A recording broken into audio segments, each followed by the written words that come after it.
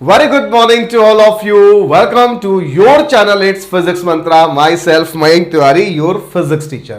तो बच्चों, जैसा कि मैंने आपसे ऑलरेडी प्रॉमिस कर रखा था कि आपको इस चैनल पर आईसीएसई क्लास 10 फिजिक्स की कंप्लीट सीरीज मिलेगी, तो वही प्रॉमिस पूरा करने आ गया हूं। कैलोरीमेट्री हम लोगों ने एक पार्ट शूट करके आपको दे दिया था।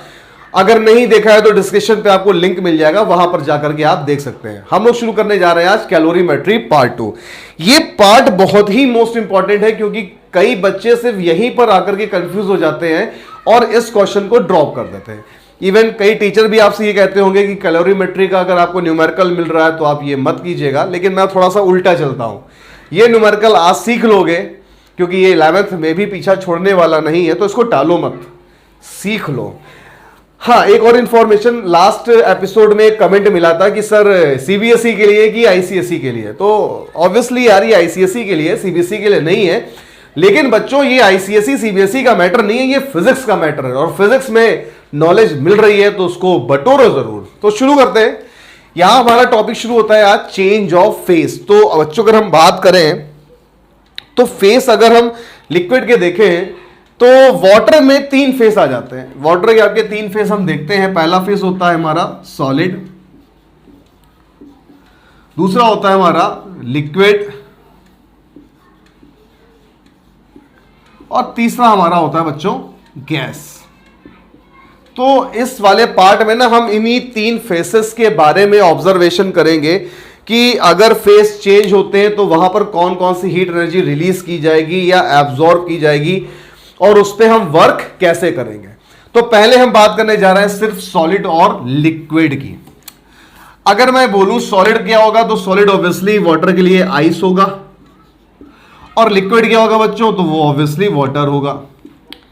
तो यहां पर एक प्रोसेस आता है, जैसे मान लीजिए मैं कहता हूं आइस को वाटर हम कैसे बना सकते हैं या फिर वाटर को हम आइस कैसे बना सकते हैं। तो ये प्रोसेस कौन सा होता है, तो ऑब्वियसली आपको यह बात पता है कि आइस वाटर कब बनेगी, जब मेल्टिंग होगी।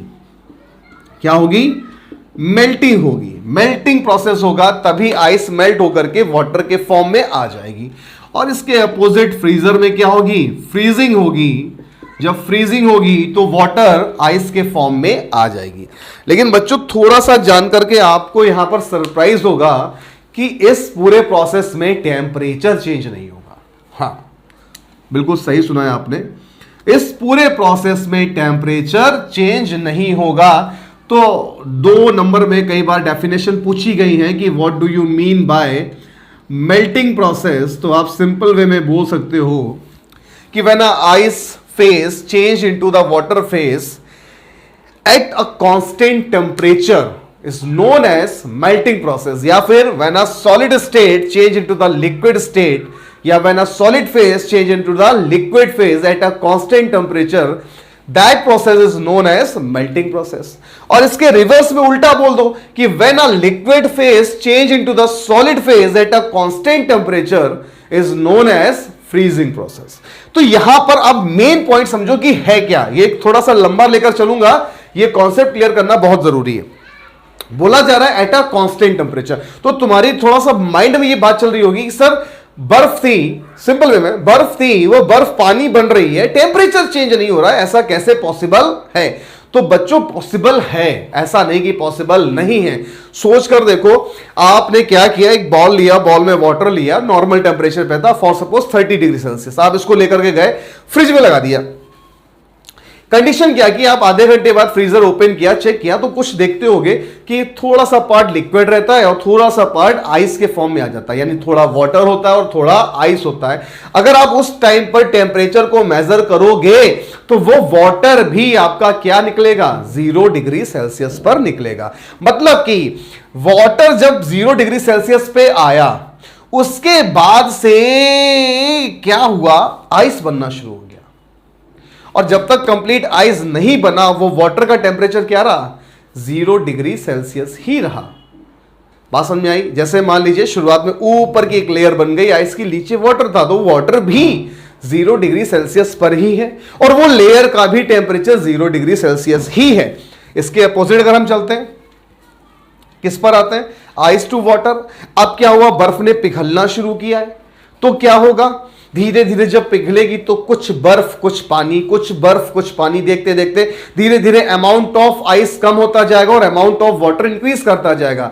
लेकिन बच्चों, जब तक कंप्लीट आइस आपकी मेल्ट नहीं हो जाएगी तब तक उस वाटर का टेम्परेचर 0 डिग्री सेल्सियस ही रहेगा। तो ये प्रोसेस जब भी होंगे एट अ कांस्टेंट टेम्परेचर होंगे, एट अ कांस्टेंट टेम्परेचर ही होंगे। अगर आपको नोट्स की नीड है तो आपको डिस्क्रिप्शन पे या कमेंट बॉक्स में मैं टेलीग्राम का लिंक दे दूंगा, आप वहां पर ग्रुप को ज्वाइन करके इसके सारे नोट्स देख सकते हैं। ये तो बात हो गई सॉलिड टू लिक्विड और लिक्विड टू सॉलिड की। अगर हम बोले लिक्विड टू गैस और गैस टू लिक्विड तो क्या होगा, देखते हैं।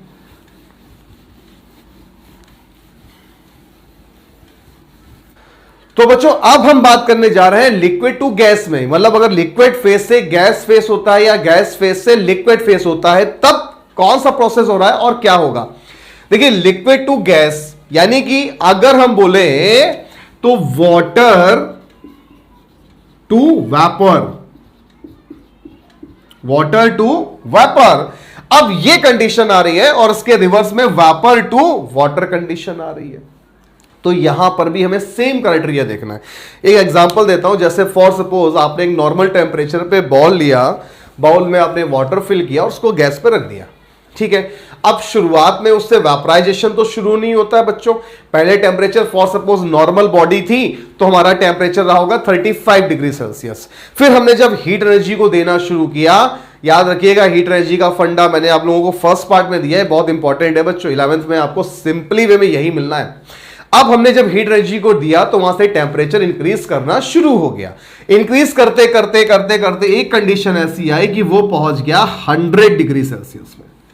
अब जैसे ही 100 डिग्री सेल्सियस पर पहुंचा तो लिक्विड ने क्या किया, वेपर प्रोड्यूस करना शुरू कर दिया, यानी वेपराइजेशन की कंडीशन आनी शुरू हो गई। लेकिन कंडीशन को अभी समझिए, वाटर ने वेपराइजेशन शुरू किया है, कंप्लीट वाटर फिनिश नहीं हो गया है। और ये टेम्परेचर आपका लिक्विड का तब तक बना रहेगा जब तक गैस में कंप्लीटली चेंज ना हो जाए, यानी कि वाटर की एक एक ड्रॉप जब तक कंप्लीटली आपकी वेपराइज्ड ना हो जाए तब तक टेम्परेचर 100 डिग्री सेल्सियस ही रहेगा। तो यहां बात क्या आई कि when a liquid phase change into the gas phase या फिर when a water change into the vapor at a constant temperature, that process is known as vaporization। क्या हुआ, जब हमारा 100 डिग्री सेल्सियस लिक्विड से 100 डिग्री सेल्सियस गैस तक conversion पूरा हो गया तो वो प्रोसेस कहलाया हमारा वेपराइजेशन या एवापोरेशन। इसके जस्ट अपोजिट चलते हैं, अब गैस से लिक्विड आए लेकिन एट अ कांस्टेंट टेम्परेचर। ये वर्ड याद रखना बच्चों, एट अ कांस्टेंट टेम्परेचर बड़ा इंपॉर्टेंट वर्ड है, at a constant temperature. When a gas phase convert into the liquid phase at a constant temperature, that process is known as condensation. अब दिमाग में एक बात तो जनरेट हो ही रही होगी और होना भी जरूरी है कि सर फेज चेंज हो रहे हैं, टेम्परेचर चेंज नहीं हो रहा है, तो क्या यहां पर कोई हीट एनर्जी काम ही नहीं कर रही, कोई एनर्जी का वर्क ही नहीं है? ऐसा नहीं है बच्चों, यहां पर वर्क हो रहा है और उसी वर्क को समझना इस चैप्टर के लिए बहुत इंपॉर्टेंट हो जाता है। क्यों? जैसे अब चेंज इन टेम्परेचर हो रहा होता है तो हमें मालूम है कि Q equal to MC delta T, formula हमारे पास है। चेंज इन टेम्परेचर में स्पेसिफिक हीट कैपेसिटी का यूज करेंगे और हीट एनर्जी निकाल देंगे। लेकिन जब at a constant temperature condition आएगी तब हम क्या करेंगे, वहां पर हम यूज करेंगे लेटेंट हीट का। यस, अगर आपका टेम्परेचर चेंज नहीं हो रहा है और उसके बावजूद फेज चेंज हो रहा है तो वहां वर्क आ जाता है लेटेंट हीट का। वीडियो को 2 मिनट के लिए पॉज करिए, जितने प्रोसेस बताएं इसको फटाफट लिखिए, लेटेंट हीट को हम शुरू करते हैं फिर। तो बच्चों अब हम आ गए हैं उस कंडीशन पे जो कि मोर देन कंफ्यूजन वाली थी, वो है लेटेंट हीट। यहीं पर आकर के सब बिगड़ जाता है। लेटेंट हीट आखिर है क्या? The amount of heat energy required to convert one phase to another phase at a constant temperature. देखिए क्या कह रहा है, the amount of heat energy needed to change the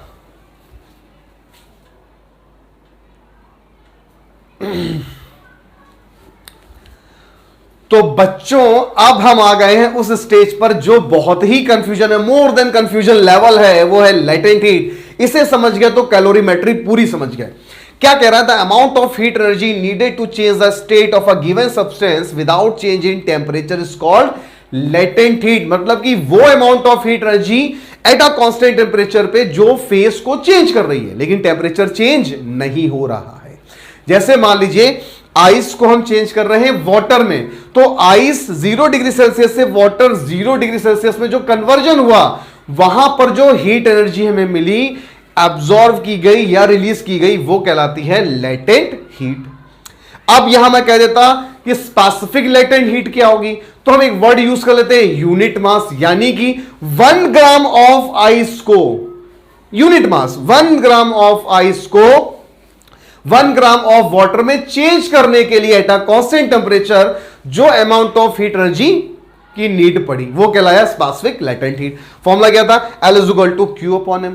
SI unit निकालना सिंपल है बच्चों। SI यूनिट क्या हो जाएगी इसकी? Q की होती है जूल, मास की केजी यानी जूल पर केजी या जूल केजी इनवर्स। अब ये लेटेंट हीट को अगर आप समझ गए हैं तो न्यूमेरिकल सॉल्व करना बहुत इजी हो जाएगा। एक एग्जांपल के थ्रू आपको समझाने की कोशिश करता हूं, देखिएगा। तो बच्चों एग्जांपल शुरू करने से पहले मैं आपको एक हीटिंग कर्व के थ्रू जो प्रोसेस हमने अभी तक सीखे, मेल्टिंग, फ्रीजिंग, वेपराइजेशन या कंडेंसेशन, इसको देखते हैं हीटिंग कर्व के थ्रू। कितना अच्छे से समझ में आएगा देखिएगा अभी आप लोग। एक छोटा सा कर्व और आपके सारे डाउट इसी में क्लियर हो जाएंगे। ठीक है ठीक है ठीक है। तो हीटिंग कर्व लेते हैं। एक तरफ हमने एक एक्सेस ले ली है टेम्परेचर के लिए, थोड़ा सा और ले लेते हैं लास्ट तक क्या जाता है, और एक एक्सेस ले ली है हमने टाइम के लिए। ठीक है, ये हो गया हमारा टेम्परेचर और ये हो गया हमारा टाइम। ठीक, थोड़ा नीचे लेते हैं, ये हो गया हमारा टाइम। ठीक है, ये हो गया 0 डिग्री सेल्सियस। ठीक ठीक है, एकदम ठीक है सर। ये हो गया 10, देन 20, 30, 40, 50, 60, 70, 80, 90, 100, 110, 120, 130। ठीक है भाई। अब यहाँ मान लिया मैंने 10 सेकेंड, 20 सेकेंड, 30 सेकेंड, 40 सेकेंड, 50, 60, 70, 80, 90, 20, 90 के बाद 100 आएगा यार, 110, 120। ठीक है, इसको हमने टेम्परेचर के साथ टाइम को मान लिया। अब एक सिंपल सा एग्जांपल लेते हैं कि हमारे पास कुछ m ग्राम की एक आइस का टुकड़ा आ गया है। ऐसा कोई एक आइस का टुकड़ा हमारे पास आ गया है और इस आइस के टुकड़े को फॉर सपोज m ग्राम माना है, तुम यार 500 ग्राम ले लो। 500 ग्राम के टुकड़े को हमें कंप्लीटली वेपराइज करना है। अब इस खेल में क्या क्या हो रहा है ये गौर से देखो जरा, बहुत गौर से देखो। तो इस कंडीशन पे जब हम 0 डिग्री सेल्सियस पे थे, 0 डिग्री सेल्सियस पे हमें क्या मिला? एक m ग्राम आइस का मास का टुकड़ा मिल गया। आइस का टुकड़ा जब मिल गया, हमने यहां पर ले लिया उसको 0 डिग्री सेल्सियस पर, यानी यहां पर इस कंडीशन पे ये था 0 डिग्री सेल्सियस आइस। कुछ टाइम निकला तो ये आइस यहां तक आया और इस बीच में ये हो गया ice plus water, ice plus water at 0 degree Celsius. गलत तो नहीं बोल रहा हूं, खुद सोच कर देखो। एक बर्फ का एक बर्फ का टुकड़ा अगर ले लोगे, 0 डिग्री सेल्सियस पर है, उसको छोड़ दोगे तो धीरे धीरे धीरे धीरे वो क्या होगा ना कि 0 डिग्री सेल्सियस पर आइस थी, कुछ टाइम बीता तो ये आइस प्लस वाटर बन गया 0 डिग्री सेल्सियस पर। जब ये 40 सेकंड पर आया तो ये कंप्लीटली इस पर आकर के 40 सेकंड में ऐसा है नहीं, मैं मान रहा हूं एक बात कि 40 सेकंड पर आकर ये बन गया 0 डिग्री सेल्सियस वाटर। ठीक है, अब जब 0 डिग्री सेल्सियस वाटर बन गया है तो वाटर क्या करेगा? नॉर्मल टेम्परेचर पे आने की कोशिश करेगा। 0 डिग्री सेल्सियस पे वाटर हो गया, अब इसने क्या किया? नॉर्मल टेम्परेचर पर आना शुरू किया। फॉर सपोज ये आ गए, इतने टाइम बाद यहां पर जब पहुंचे तो ये नॉर्मल टेम्परेचर पे पहुंच गया। अब हमने थोड़ी सी हीट एनर्जी और दी। जब हमने थोड़ी हीट एनर्जी और दी तो इसका टेम्परेचर इंक्रीज होना शुरू हुआ और ये पहुंच गया बच्चों 100 डिग्री सेल्सियस पे। देखो गौर से, कितने पहुंच गया? 100 डिग्री सेल्सियस पे। अब यहां से यहां तक का प्रोसेस कौन सा, जरा देखो बेटा गौर से। 0 डिग्री सेल्सियस वाटर से 100 डिग्री सेल्सियस कौन पहुंचा? 100 डिग्री सेल्सियस वाटर पहुंचा। 100 डिग्री सेल्सियस वाटर पहुंचा। 0 डिग्री सेल्सियस से 100 डिग्री सेल्सियस वाटर पहुंचा। और आपको पता है कि जैसे ही 100 डिग्री सेल्सियस वाटर पहुंचेगा, वहां क्या शुरू हो जाएगा? बिल्कुल सही, वापराइजेशन शुरू हो जाएगा। और वो कब तक होता रहेगा बच्चों? वो तब तक होता रहेगा जब तक आपका कंप्लीट वाटर कंप्लीट वेपर में चेंज ना हो जाए। यानी यहीं से शुरुआत हो गई अब वाटर प्लस वेपर की। और ये कब तक चला? जब तक ये कंप्लीट वेपर के फॉर्म में नहीं आ गया। बात समझ में आई? तो ये कहलाया हमारा हीटिंग कर्व। अब देखिए यहां पर क्या क्या हुआ। पहला प्रोसेस हुआ 0 डिग्री सेल्सियस आइस से 0 डिग्री सेल्सियस वाटर, यानी कि change of phase at a constant temperature. फिर क्या हुआ? 0 डिग्री सेल्सियस वाटर से 100 degree Celsius water, 0 degree Celsius से 100 डिग्री सेल्सियस वाटर, यानी चेंज इन टेम्परेचर। अब 100 डिग्री सेल्सियस से वाटर से 100 डिग्री सेल्सियस वेपर, यानी change of face at a constant temperature. एक छोटी सी ट्रिक समझना, जब हमारे पास कांस्टेंट टेम्परेचर, तो वहां हम लगाएंगे Q is equal to ml, Q is equal to ml। जब हमारे पास चेंज इन टेम्परेचर, तो वहां लगाएंगे Q is equal to mc delta T. यहां पर क्या है? चेंज इन टेम्परेचर नहीं है, कांस्टेंट टेम्परेचर, तो Q is equal to ml। अब इसको अगर आप समझ गए होंगे तो बहुत सिंपल हो जाएगा आपके लिए न्यूमेरिकल कर पाना। फटाफट नोट करो, शुरू करते हैं फिर।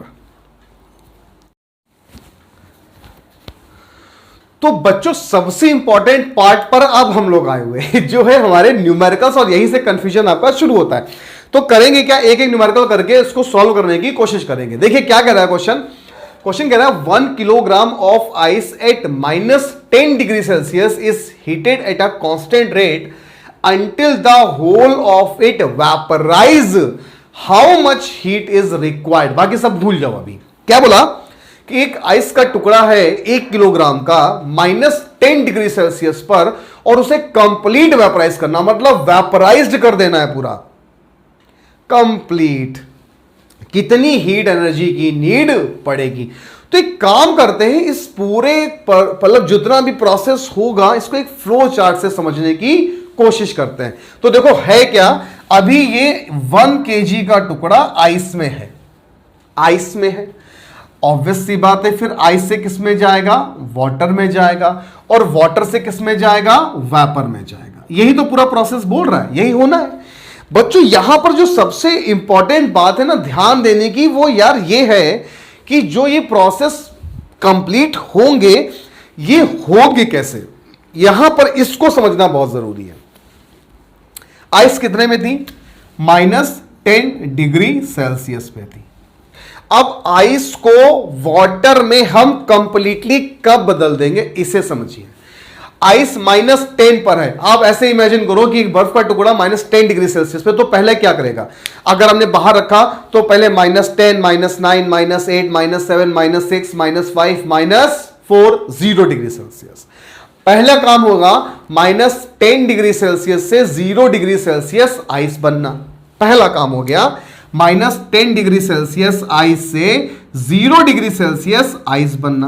अब 0 डिग्री सेल्सियस आइस जब आ गई, आइस जब आ गई तो फर्दर क्या होगा बच्चे? ये धीरे धीरे पिघलना शुरू करेगी, यानी आइस प्लस वाटर का फॉर्म शुरू हो जाएगा, जो मैंने आपको बताया था चेंज ऑफ फेस। यानी कि 0 degree Celsius ice to 0 degree Celsius water वाला काम। अब यहां से काम स्पेशल शुरू होता है। तो हमने क्या किया, यहीं से देखिए फटाफट फटाफट फटाफट। -10 डिग्री सेल्सियस से 0 डिग्री सेल्सियस आइस चला, -10 डिग्री सेल्सियस से 0 डिग्री सेल्सियस आइस चला। फिर आइस ने कन्वर्ट किया वाटर में एट अ कांस्टेंट टेम्परेचर, यानी कि 0 डिग्री सेल्सियस आइस से 0 डिग्री सेल्सियस वाटर। मतलब कि अब यहां पर 1 किलोग्राम का जो बर्फ का टुकड़ा था वो कंप्लीट वाटर हो गया। कब वाटर में हुआ है? पहले -10 से 0 आइस बना, फिर 0 आइस से कंप्लीट 0 वाटर बना। समझ में आई इतनी बात? ऑब्वियसली यहां समझ में आ रही होगी, -10 से 0 आया, 0 से फिर 0 वाटर गया। अब जब 0 डिग्री सेल्सियस वाटर पर आ गया तो वाटर भी क्या करेगा? टेंपरेचर इंक्रीज करना शुरू करेगा। तो यहां पर हमें लेकर के कहां जाना था? वेपर तक। तो हमने क्या किया? वाटर को 0 डिग्री सेल्सियस वाटर से 100 डिग्री सेल्सियस वाटर तक गर्म किया। 100 डिग्री सेल्सियस वाटर पर जब पहुंचेगा 100 डिग्री सेल्सियस पे, तो बेटा क्या शुरू हो जाएगा? वेपराइजेशन शुरू हो जाएगा। और ये कब तक रहेगा? जब तक कंप्लीट वाटर फिनिश ना हो जाए। यानी कि अब ये प्रोसेस ये वाला आ गया, 100 डिग्री सेल्सियस वाटर से 100 डिग्री सेल्सियस वेपर। तो बच्चों इसमें स्पेशल केस जो है वो तुम्हें यह समझना है, हमें 2 चीजों पे ध्यान देना है। पहला ध्यान देना है चेंज इन टेम्परेचर पे, और दूसरा ध्यान देना है चेंज इन फेस पे। जैसे कि मान लो मैं तुमसे यह कहता कि -10 डिग्री सेल्सियस आइस के टुकड़े को 0 डिग्री सेल्सियस वाटर तक पहुंचाने में कितना हमें प्रोसेस करना पड़ा। तो पहला काम क्या होगा? -10 डिग्री सेल्सियस आइस से 0 डिग्री सेल्सियस आइस बनेगा।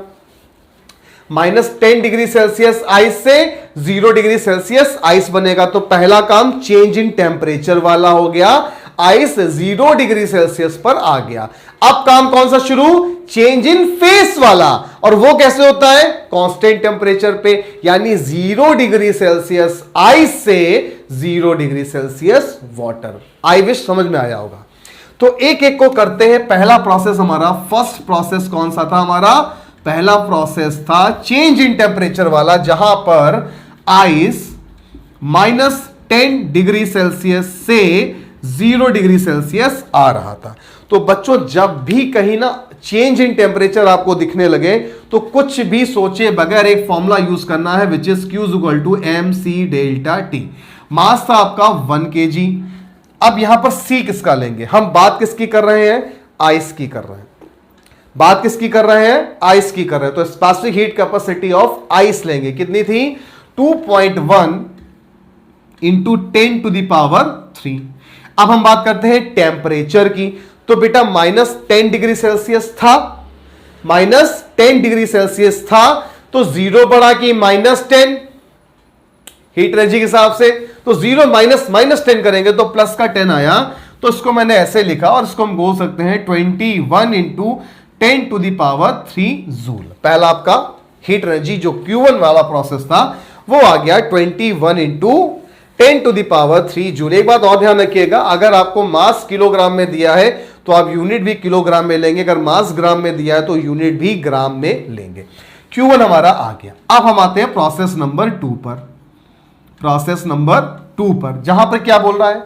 अब ये कह रहा है कि 0 degree Celsius ice to 0 degree Celsius water. तो बच्चों थोड़ी देर पहले जब हम लोग लैटेंट हीट पर डिस्कशन कर रहे थे तो यही तो कह रहे थे कि heat energy required to convert change of phase ना 0 डिग्री सेल्सियस से, मतलब एट अ कांस्टेंट टेंपरेचर। तो यहां हम लगाएंगे Q = ml। मास हो गया 1, और L किसकी लेंगे? Latent heat of ice. Ice convert हो रहा है ना, लेटेंट हीट ऑफ आइस। क्या थी बेटा लेटेंट हीट ऑफ आइस? देखो फटाफट, ये रही 336 इंटू 10⁻3। तो ये आ गया आपका 336 इंटू 10⁻3 जूल। अब आपका आ गया है सेकेंड प्रोसेस कंप्लीट। अब हम आते हैं प्रोसेस नंबर 3 पर। प्रोसेस नंबर 3 पर जहां पर क्या बात हुई? आइस कन्वर्ट हुआ, आइस से वाटर आया। अब हम 0 डिग्री सेल्सियस वाटर को 100 डिग्री सेल्सियस वाटर तक लेकर के जा रहे हैं। तो फिर चेंज इन टेम्परेचर, तो कुछ भी नहीं सोचना, Q = mc डेल्टा टी। मास हो गया आपका 1, वाटर है, specific heat capacity of water होती है 4.2 इंटू 10⁻3 जूल kg केल्विन। अब यहां पर C मिल गया, डेल्टा टी आपका 100, बेटा 0 है, 100 है, 100 - 0 100 ही आएगा। मल्टीप्लाई करोगे तो यहां से आपको मिल गया 420 इंटू 10⁻³ जूल। अब मैं इसको ऐसा क्यों कर रहा हूं, क्योंकि 10⁻³ हमको हर जगह लाना है, इसलिए कर रहा हूं। थर्ड प्रोसेस आपका हो गया, तो मैंने उसको बोला Q3। अब यहां पर क्या हुआ था, 0 डिग्री सेल्सियस वाटर से 100 डिग्री सेल्सियस वाटर पहुंच गया। लास्ट प्रोसेस पर आते हैं जहां पर हमें कंप्लीट वापर बनाना था। तो यहां क्या होगा बेटे, 100 डिग्री सेल्सियस वाटर से 100 डिग्री सेल्सियस वेपर बनेगा। और जब टेम्परेचर कांस्टेंट तो Q इक्वल ml लगाते हैं, m आपका 1 था, latent heat of steam 2268 into 10⁻3 joule. अब आपके पास 4 एनर्जी आ चुकी है कंप्लीट प्रोसेस करके, तो उसको हम बोला Q equal to Q1 plus Q2 plus Q3 plus Q4। ठीक है, सारी वैल्यू को आप रखोगे, 10⁻³ को कॉमन ले लेना, ऐड कर लेंगे तो टोटल हीट एनर्जी हमारी निकल आएगी। वो मैं नहीं कर रहा हूं, उसको तुम कर लेना। तो ये है तरीका निकालने का। और ऐसा नहीं कि हर एक क्वेश्चन इसी तरीके का होगा, लेकिन बच्चों हमें प्लेटफॉर्म यही प्रोसेस वाला पकड़ना है। फिर से मैं बोल रहा हूं, हमें देखनी 2 चीजें हैं हर क्वेश्चन में। पहला, चेंज इन टेम्परेचर और चेंज इन फेस। पूरा न्यूमेरिकल सॉल्व होगा, बहुत इजीली होगा। इसको मत सोचना बहुत टेंशन वाला, ना ना ना ना। चेंज इन टेम्परेचर और चेंज इन फेस। मैं कोशिश करूंगा कि आपको एक वीडियो और दे सकूं न्यूमेरिकल पर ही बेस्ड कैलोरीमेट्री के, लेकिन आई विश इतना अगर आप कर लोगे तो आपको प्रॉब्लम नहीं होगी। कैलोरीमेट्री का कंप्लीट चैप्टर यहीं पर होता है फिनिश। नेक्स्ट चैप्टर आपको बहुत जल्दी लेकर के आएंगे आईसीएसई फिजिक्स में। तब तक के लिए stay at home, stay safe, mummy papa की रिस्पेक्ट करो, और बच्चों देश हित में हमेशा सोचो। जय हिंद, वंदे मातरम, and don't forget to subscribe my channel. Bye bye.